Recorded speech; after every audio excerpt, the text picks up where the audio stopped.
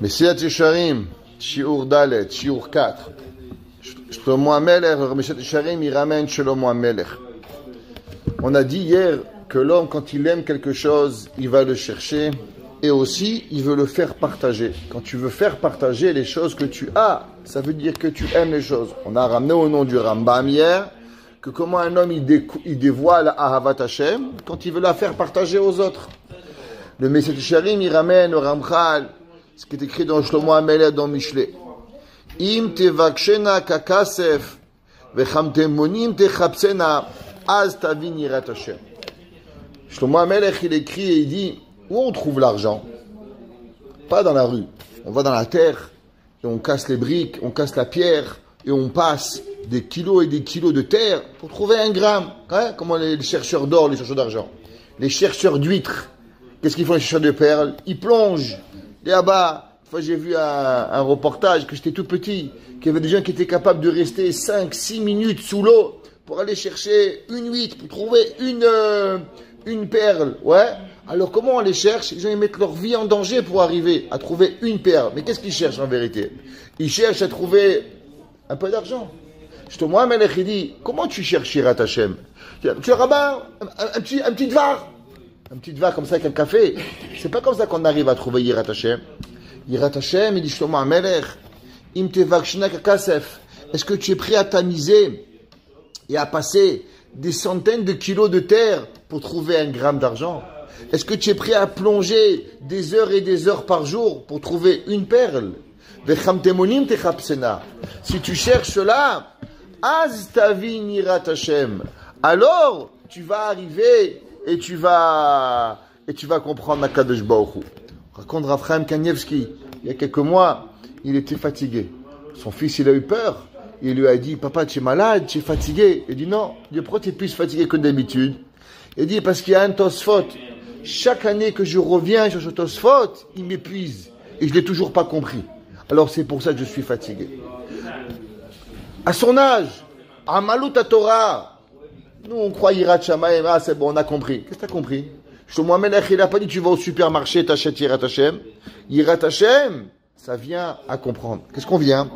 On est encore dans le principe qu'il a dit le Ramchal au début, que comprendre Yirat Shamayim, c'est pas quelque chose que tu fais facilement. Et pourtant, malheureusement, chacun de nous, on le base et on l'achète au kilo.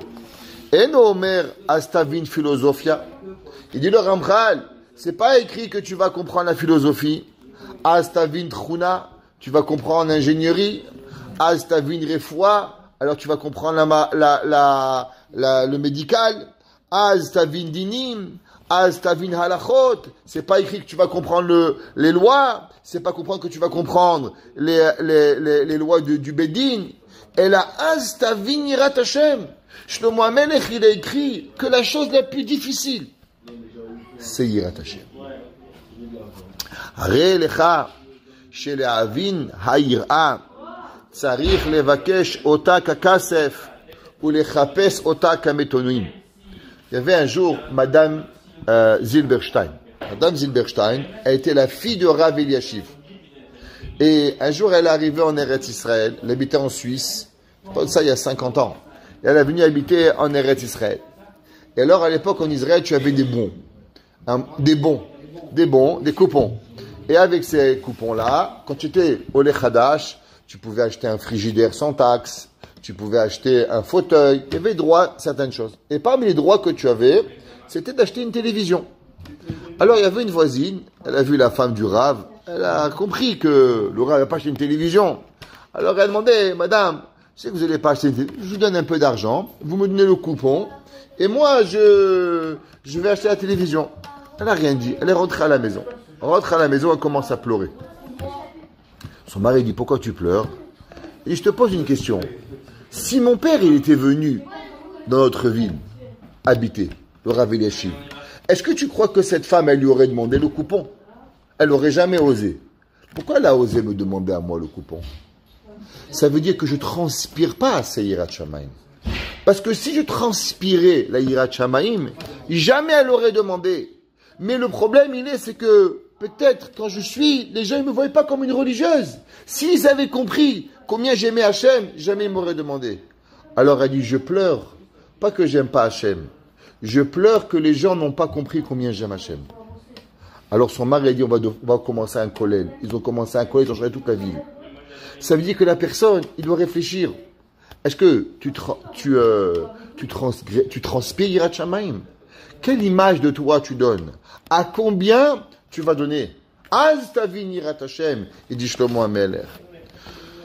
Ach efo bema shemelumad lanu me'avotenu ubema shemefursam etzel kol ben da'at derech klal. Ouais, comment on a appris de nos parents? Comment tout le monde connaît? Oa nimtza zman lekol shalche she'ar chelkei ayun velayun hazeh lo yeh zman. Les gens ils passent du temps à comprendre Gemara, à comprendre Rashi, à comprendre le Chumash, à comprendre le travail. Il y a des gens qui peuvent rester 10 heures pour résoudre un problème au travail. Mais quand il s'agit de Avat Hashem, Yirat Shamayim, il n'y a plus le temps. C'est déjà Shabbat Shalom Mevorach. Il n'y a pas le temps. Lama lo yikva adam le'atzmo itim. Pourquoi l'homme ne va pas fixer pour lui du temps, les fachot, la istaklut azeh, juste pour ce regard? Imuchach ou bish'erit zmano lifnot el yuim ou al asakim acherim. L'homme, il doit libérer son cœur de tout ce qu'il y a pour pouvoir véritablement donner son temps et sa réflexion, comme on a dit depuis le début, à Kadosh Baruch. Veine akatuv omer, en yirat Hashem hi chokhma. C'est marqué dans Iyov. Iyov, il a dit, c'est quoi la crainte de Dieu? La crainte de Dieu, c'est la sagesse. L'homme qui n'a pas de yirat Hashem, alors il n'a pas de chokhma. La chokhma, c'est quelque chose d'extraordinaire. Il a dit le Chazon Ish un jour, c'est quoi la raison de l'homme de venir dans ce bas monde? Il a dit, la raison de l'homme dans ce bas monde, c'est de s'assurer à jamais blesser aucun autre juif. Il dit, l'homme toute sa vie, comment l'homme il peut vivre dans ce bas monde sans blesser un autre juif? La réponse elle est, c'est qu'il doit avoir Yirat Shamayim. L'homme il doit avoir la crainte de Dieu. L'homme il doit réfléchir. L'homme il doit arriver à Tefila. L'homme il fait faire Tehilim. L'homme il doit rentrer à la maison. Il mange un fruit. Il fait une bracha avant. Il fait une bracha après. Il cuisine, bassar, khalab. Toute la journée entière. Comment l'homme il peut arriver à faire ce qu'il a à faire? Il a dit, le Iyov dans Tehilim, Yirat Hashem mi chokhma. Pour pouvoir avoir la crainte de Dieu, c'est pas entre deux chaises. Ça prend la chokhma. ואמרו רבנו זיכרונם לברכה, אין אחד שכן בלשון יווני קוראים לאחת הן. La Gemara Shabbat a dit hen, ça vient du mot un. Ouais, hen, ça vient un. C'est quoi hen yirat Hashem yichochma? Il y a une crainte, c'est la chochma. C'est quoi hen? Hen, c'est comme un jeu de mots. Hen, ça vient du mot un, un. Ok? Ve'i levada chochma. Ça veut dire que quoi? Que une crainte, c'est qu'une seule chose.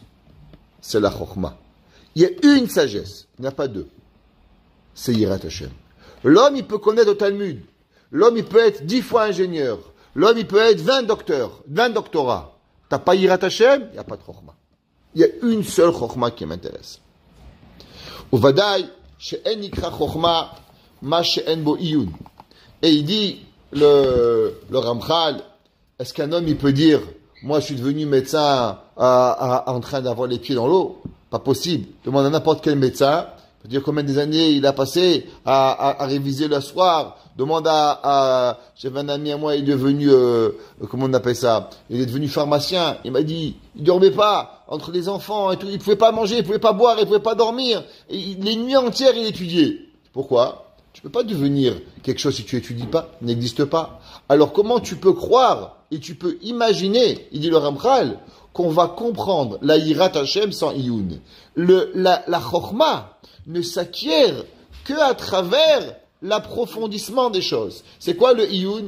Iyun, ça veut dire rentrer, se poser des questions, réfléchir, réviser, voir les choses de chaque angle, de comment c'est possible. Ah, Ha'emeti. La vérité, elle est qu'il faut énormément d'approfondissement sur tout ça. La da'at otam be'emet. Quelle est la différence entre savoir et savoir véritablement? Prenez un patron et un employé. Demande à l'employé, fais-moi ça. 99,9%, c'est jamais fait à la perfection. Le patron, il fait à la perfection. Quelle différence il y a entre le patron et l'employé? Généralement, peut-être l'employé, il a même plus de diplôme que le patron. La différence, c'est que le patron, il sait la différence, que le client, il va lui ramener la marchandise. Et tu vas perdre le transport aller, tu vas perdre le transport retour, tu risques de perdre un client. Le patron, il comprend toutes les conséquences de ce qui va arriver d'une mauvaise commande. Alors, il va la faire à la perfection. Parce que quand il perd, qui c'est qui perd? C'est sa poche. L'employé, c'est pas sa poche qui perd. Alors, il fait. Mais il ne fait pas dans la perfection. Il fait dans les choses à 99. 99, c'est pas du Emet. 99, c'est du Sheker. Emet, il y a un Emet. Il y a une seule chose. Savoir la chose, c'est Emet. C'est savoir la chose avec vérité. Velo al-sad adinyon ve'asvara. Nous dit le Ramchal, et Behemet, si un jour vous avez le temps, on peut étudier ça en longueur. Il y a un livre qui s'appelle Drashot Haran, le Rabbeinu Nissim, qui a vécu au XVe siècle. Il a écrit des drashot, des cours qui sont longs. Et là-bas, il parle énormément d'un sujet qui a été repris par la suite énormément par Rabbi Nachman de Breslev aussi, à la même époque. Et le Ramchal, il en parle aussi, qui s'appelle le Olam Hadimyon, le monde du fantasme virtuel. C'est plutôt du fantasme. Il y a énormément de gens qui vivent dans un monde de l'irréel. Ça veut dire que pensent qu'ils sont mariés, mais ils ne sont pas mariés. Ils pensent qu'ils sont religieux, mais ils ne sont pas religieux. Ils pensent qu'ils prient, mais ils ne prient pas. Il y a énormément de gens qui ne vivent pas la réalité. Ils ont une femme, ils ont des enfants, ils ont un travail, mais ils ne sont pas là. Ils ne sont pas tach, ils ne sont pas ici. Ils ne sont pas ici. Ils vivent dans leur olam hadimyon. Toute leur vie, ils passent, comme il y a des gens, ils croient qu'ils travaillent pour leurs enfants. Covid, il est venu, les enfants m'ont dit, Rabbi, mon père c'est un menteur. Je lui dis pourquoi? Il m'a dit toute ma vie, mon père, il m'a dit qu'il travaillait pour nous. Mais quand il y avait Covid, il était payé de rester à la maison, se sauver de la maison. Il n'était pas à la maison. Pourquoi? Pourquoi il n'est pas là? Il y a des femmes. Elle me dit, Rabbi, mon mari du matin au soir, elle me dit, il est fatigué, il n'a pas le temps de s'occuper de moi, il n'a pas le temps de m'aider à Pessah, il travaille. On était tous enfermés à la maison, de pourrir ma Pessah, il n'y avait rien à faire. Il a tous enfermés, il m'a aidé. Il était là, il cherchait, il faisait rien, il dormait au téléphone. En un mot, il ne s'occupe pas de moi. Pas parce qu'il est occupé, parce qu'il ne m'aime pas. Ça veut dire que tu réveilles un jour et tu dis, mais où je suis? Où est mon mari? Où est ma femme? Où est mes enfants? Olam Hadimyon. Savoir des choses, c'est savoir avec la réalité. À combien Behemet la personne doit savoir? Il dit le Ramchal, l'homme il doit ouvrir les yeux et arrêter de rêver. Il y a des gens qui peuvent étudier au collège, je vous promets, 20 ans, mais ils n'ont jamais étudié au collège. Ils sont arrivés toujours à 10 heures, ils sont partis à midi moins 5, ils arrivent à 5 heures, ils repartent à 5h30, il arrive à Tfila, mais il ne prie pas, il n'est pas là. Et les années elles passent. Il croit qu'il travaille, mais il ne travaille rien du tout. Il croit qu'il fait, mais il n'est rien. Pareil, il y a des gens dans des écoles, et tu les vois, ils sont en train, mais ils font rien.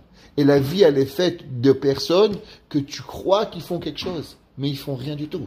Ni dans le travail, ni dans la vie, ni dans le personnel, ni dans l'amitié. À cause, c'est Olam Hadimyon. Rabbi Nachman de Breslev, il dit que l'homme, il doit se réveiller à rêver sur Olam Hadimyon. Et il dit, le Ramchal, il dit à des gens toute leur vie, ils croient qu'ils sont religieux, ils croient qu'ils sont Yireh Shamayim. À col bluff. Leur vie, c'est pas Emet. Il n'y a pas de Emet.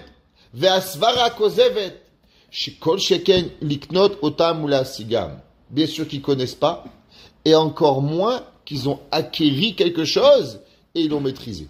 Quelle différence il y a acquérir quelque chose? Tu vas au magasin. Tu vas à Maxi. Tu prends un kilo de patates dans ta main. Il est à toi le kilo de patates? Non, pas à toi. Tu peux le reposer, tu peux le rendre, tu peux le poser, quelqu'un il le prend et t'as rien volé. Quand tu as payé le kilo de patates et qui est à toi, maintenant quand tu sors dehors, si je te prends, je suis un voleur. Mais avant que tu l'as payé, il est pas à toi. Tu vas à Maxi, il reste un kilo de patates sur le comptoir. Tu veux le prendre. Tant que tu l'as pas pris, Un autre, il peut le prendre, il n'est pas dans ta tête, il ne sait pas qu'est-ce qui va arriver. Il y a des gens, ils voient les choses. Ils sont même pas arrivés encore, mais ils croient qu'il est déjà à eux.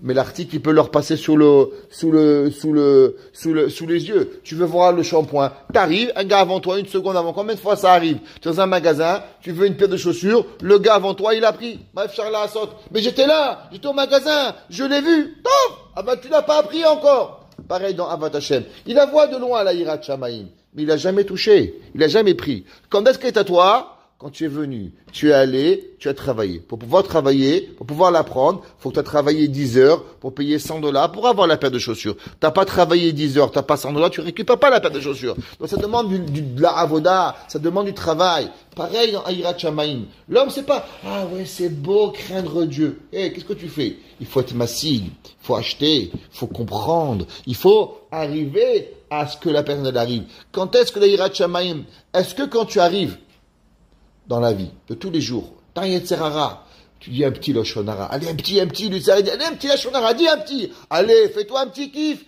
un tout petit Lashonara. Et tu dis, Yirat Hashem. Et tu dis non, Havé Shalom. Si l'homme, il n'est pas capable, quand il lui arrive une difficulté, il nous arrive tous les jours, un Yetzerara, quand est-ce qu'on n'est pas, et on arrive et on se maîtrise avec la Yirat Hashem, alors on n'a rien acquis du tout.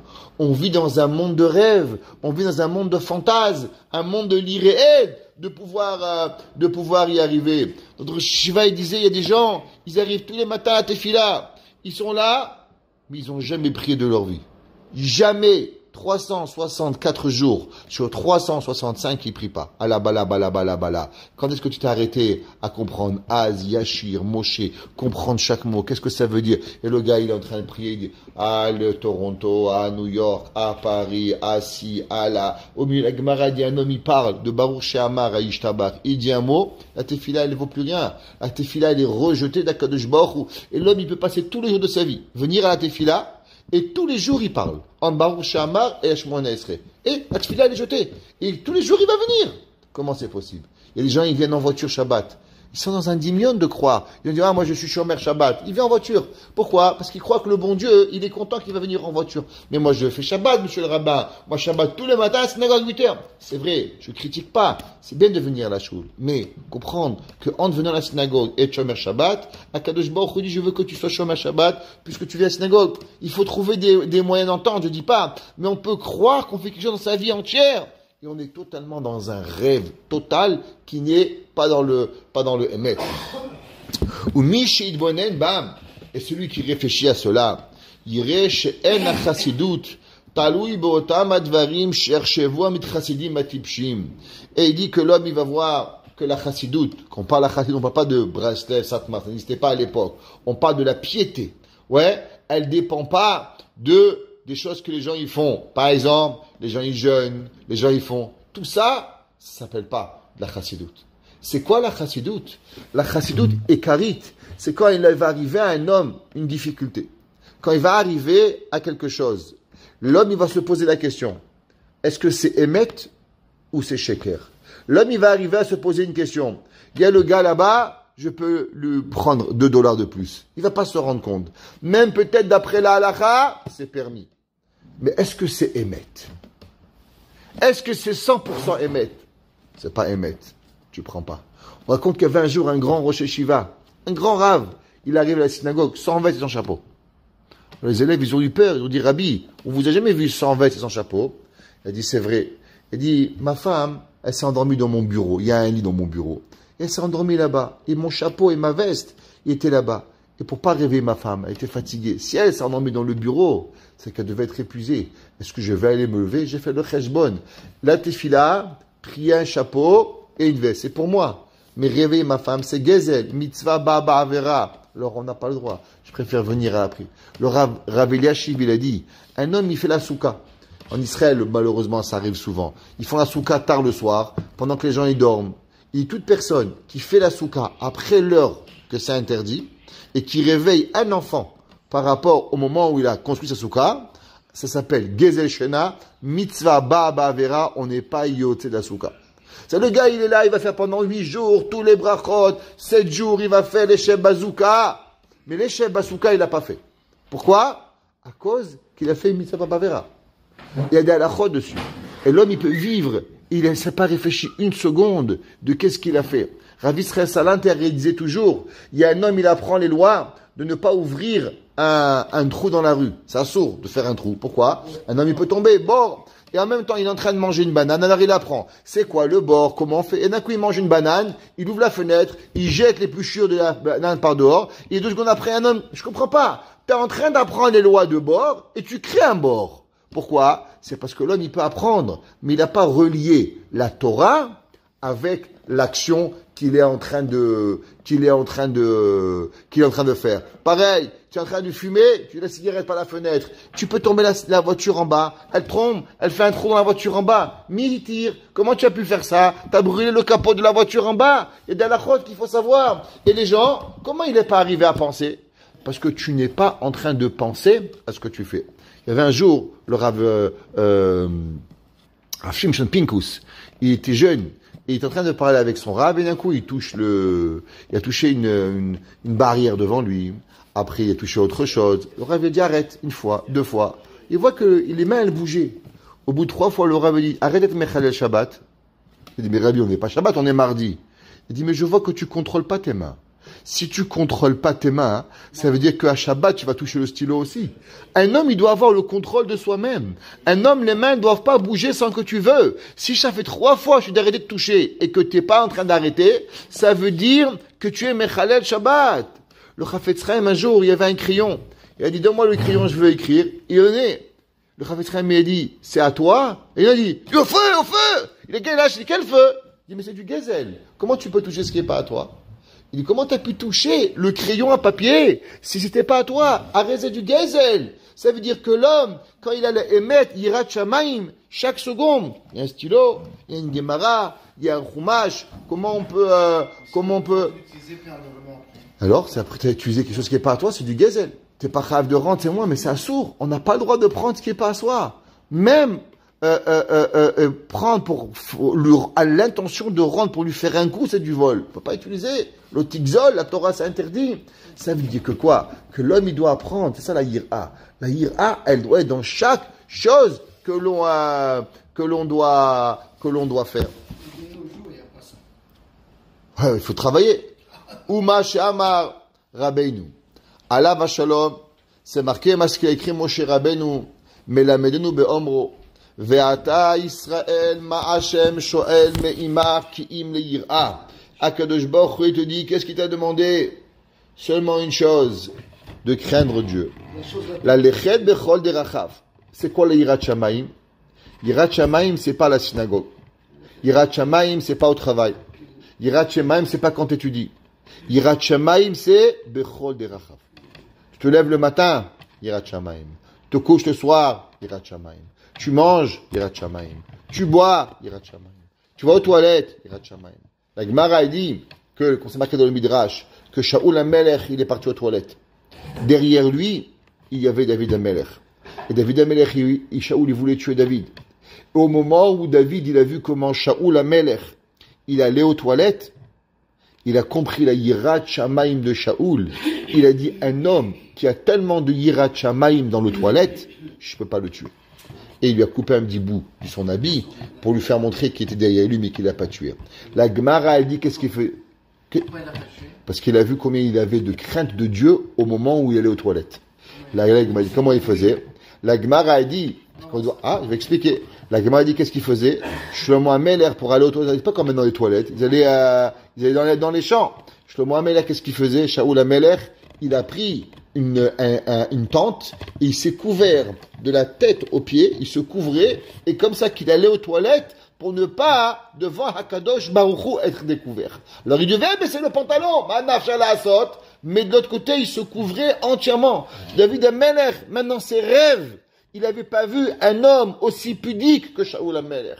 À combien il a vu? David HaMelech est devenu fou de la tsniout de Shaoul HaMelech. Et dit, un homme comme ça, on n'a pas le droit de le tuer. Même quoi qu'il a fait, un homme qui sanctifie son corps pour Akadosh Baruch Hu à un niveau comme ça, c'est au-dessus de tout de ce qui arrive. Il n'y a pas Yirat Shamayim bechol derachav. Et qu'est-ce qu'elle amène cette Yirat Shamayim? Les gens, normalement, quand ils disent, tu vas être angoissé, tu vas être Ossidi. Qu'est-ce que tu vas devenir? Et dit la Torah, la vraie crainte de Dieu. Tu sais qu'est-ce qu'elle t'amène? Ou les Ahava Oto. La crainte d'Hachem, elle t'amène à aimer Hachem. Comme un enfant. Un enfant, il est fragile. Qu'est-ce qu'un enfant, qui sait qu'il aime? Comment un enfant, il va se connecter avec son père ou avec sa mère? Pourquoi généralement l'enfant, il se connecte plus avec la maman qu'avec le papa? Parce que l'enfant, il comprend que les besoins naturels, c'est la maman qui lui donne. Elle le change, elle le lave, elle le nourrit. Du fait que toutes les choses naturelles, tu t'occupes de lui, alors automatiquement l'enfant, il déclenche de la hava. Pareil. Plus tu t'intéresses à ce que Akadosh Baruch Hu il a besoin, et ce que Akadosh Baruch Hu il pense, et plus tu vas créer de l'amour envers Hachem. À la place de créer comme « Ah, trop, c'est saoulant, j'en peux plus », Shalom. Plus tu réfléchis à ce que Akadosh Baruch Hu il veut de toi, et plus tu vas être intéressé à quoi? Tu vas être intéressé à arriver à la Hava. Plus tu vis avec Hachem. Comment Hachem il veut que je mange? Comment Hachem il veut que je boive? Comment Hachem il veut que je dors? Comment Akadosh Baruch Hu il veut de moi? À chaque seconde. Et non seulement de rejet d'Hachem, mais à l'inverse. Qu'est-ce que Akadosh Baruch Hu va me donner? Les Ahava Oto.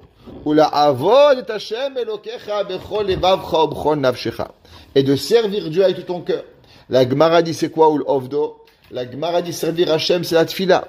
Ou Ezo Avoda Shebalev, c'est quoi le travail du cœur? La Gemara dit Zo Itfila. L'homme il a Yira. Yira il amène Ava. Ava il amène quoi? Ava il amène Tfila. Lishmor et mitzvot Hashem et rukotav. Et tout ça c'est pourquoi? Pour garder les mitzvot.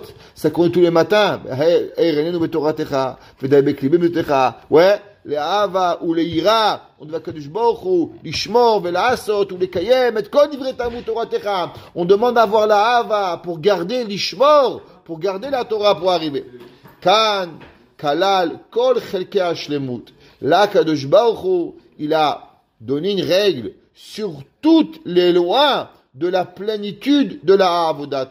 Hanirtzet, l'Ishmo Itbarach, qui est Behemet, qui est la volonté d'Hachem, ce que Baruch Hu il veut, ouais, Vehem, et c'est quoi?